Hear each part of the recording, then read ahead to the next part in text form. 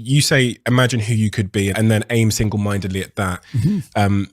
I encounter these young people who appear to know who they could be, or they've imagined who they could be, but for whatever reason, they seem to choose the certain misery of their current situation, the job that's sucking their soul out, or that relationship, over the uncertainty they'll encounter as they go on the adventure of their life. So what would I say to these young people who always say to me, Steve, I want to do this, but you can see them stifled by fear because it's like... Yeah, well, it's like, make a plan, man.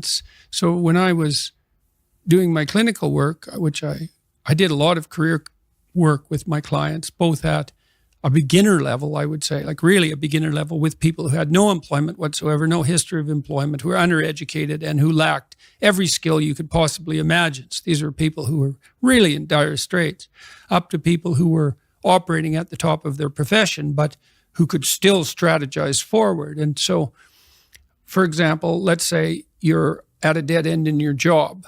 Okay, so I don't find my work meaningful. All right, so that's a problem statement. It's like, well, why not? I find the work I do repetitive and boring and without spirit. I have a bad relationship or a neutral relationship with my boss who doesn't know who I am. I have problems with coworkers. All of that needs to be differentiated, right, and analyzed in detail. So we might say, for example, let's say you believe that you're undervalued at work, and maybe you are.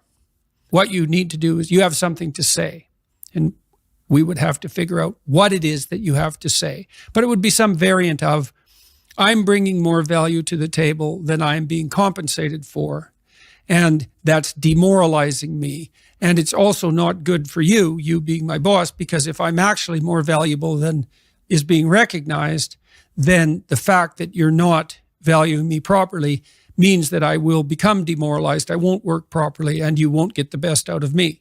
So it's bad for both of us. And if your boss is in principle not amenable to such a discussion, then what you should seriously consider doing is finding another job. Okay, so let's say we're going to set you up for this. Okay, this isn't like next week's enterprise, man. This is your life. So the first thing I would ask is, well, do you have your resume or CV in order? Well, I haven't typed it up for 3 years.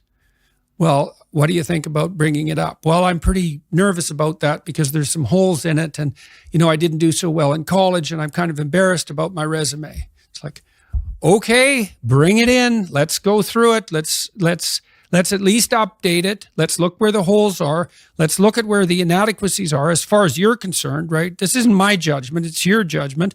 Let's walk through those judgments and see if they're warranted. Because maybe you're just too guilty and ashamed and self-conscious and anxious, and you're looking at your resume more critically than someone else would. And maybe there's some holes that you need to rectify. You were 2 courses away from your BA and you dropped out or something like that.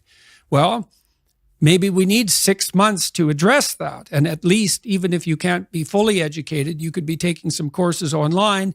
And so when you went to a new job interview and they said, what about this hole? You'd say, well, I came to terms with that 6 months ago, and in an effort to rectify it, I'm taking the following courses, and here's my plan for completion. That's a really good answer. And anyone with any sense who's interviewing will accept that as an indication that although you're not perfect, and who is, that you have a good plan and that you've thought it through. Like, that's the kind of answer that in all likelihood will cement your candidacy for the position. Okay, so now you're going to go to your boss. Well, you have to have your CV and your resume in order, and you have to be able to stand on it solidly, and which at least means that you're prepared to address the inadequacies in a credible, realistic, believable, and truthful manner. All right, now what you do is apply for like 10 jobs. You don't have to take them. But maybe you have to go to an interview or 2 or 3 or 4. And maybe there's a bunch of opportunities out there for you that you didn't even know about. And maybe someone offers you a job. And so now you can go to your boss and say, here's the situation I'm in here at work. Here's my evaluation of the problems in relationship to me.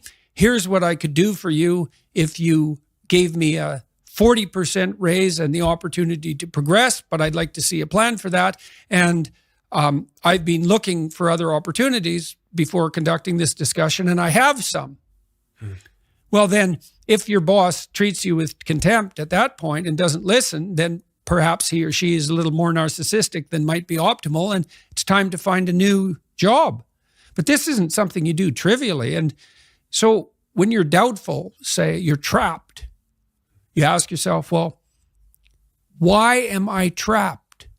And that's a hard question, right? Because some of it's your own inadequacy, a lot of it. And all of the part of it that you can deal with is your own inadequacy.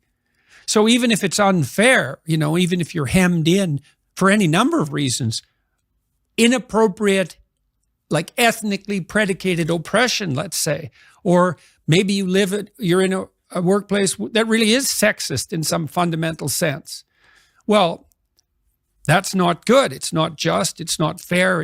It's not meritorious. All of those things. And maybe you shouldn't be there.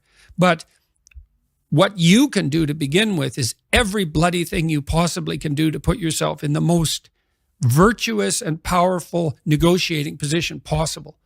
And you have to think like a snake in some sense to do that. You got to get the details right. You have to be prepared to bite, and you have to have your eyes on the prize, so to speak.